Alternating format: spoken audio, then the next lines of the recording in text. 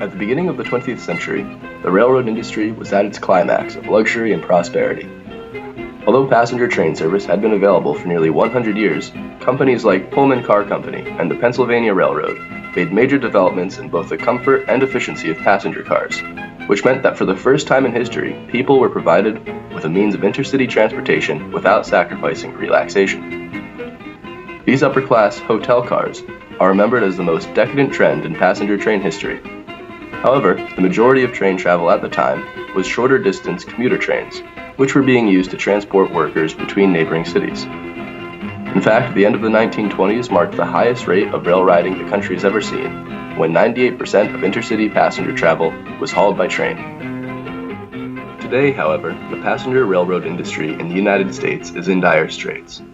Nearly all passenger service is provided by the government's National Rail Passenger Corporation, known as Amtrak.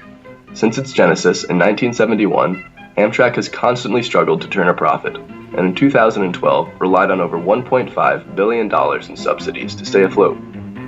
This seems strange, since most Amtrak trains operate on short-distance routes throughout the Northeast Corridor and along the Pacific coastline, which together receive 80% of ridership annually, amounting to 25.5 million passengers per year.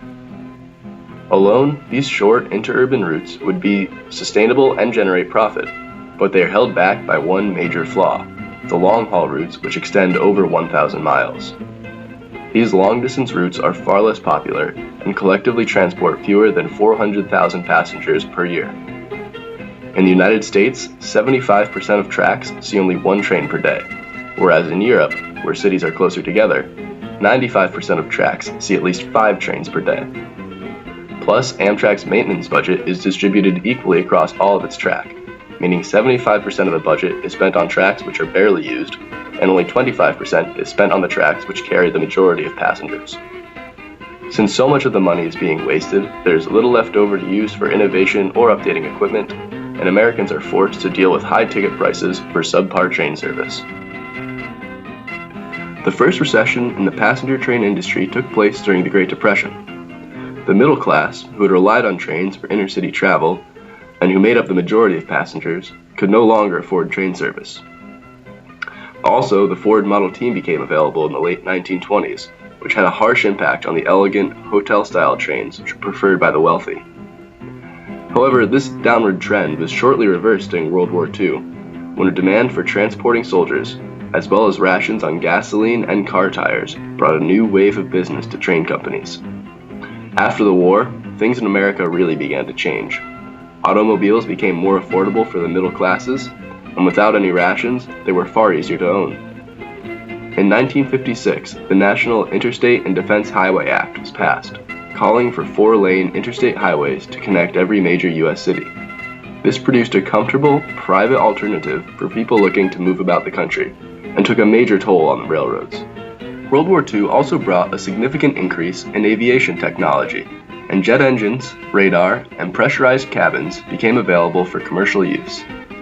This established commercial flight as a safe and convenient method of travel, which was reasonably priced and several times faster than trains. Passenger rail companies made an effort to maintain a foothold in the market, developing faster, quieter trains with futuristic, streamlined styling. But there was no hope in competing against the new popular alternatives, and as private rail companies began to fold, the golden age of the railroad came to a close. Is there any hope remaining for passenger trains in the United States? The first step, which should be taken to curb the industry's financial problems, would be to redistribute spending away from the cash-draining long-distance routes and apply it to the more popular short-distance interurban lines. The United States would also benefit from a high-speed rail system, like the ones used in Japan, China, and throughout Europe. These trains, which are praised for their reliability as much as for their speed, create an ideal happy medium between the simplicity of train travel and the speed of commercial flight.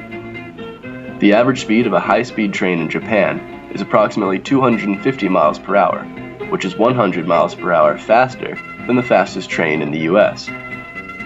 Flying from the Japanese city of Osaka to the capital, Tokyo, costs $100 more than a train ticket, but the travel time is almost exactly the same.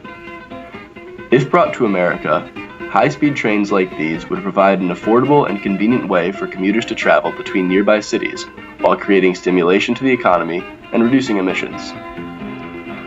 Although passenger train service is currently a burden on America's already tight budget, with enough public attention and effort, the rediscovery of train travel could be the next pinnacle event in the development of our nation.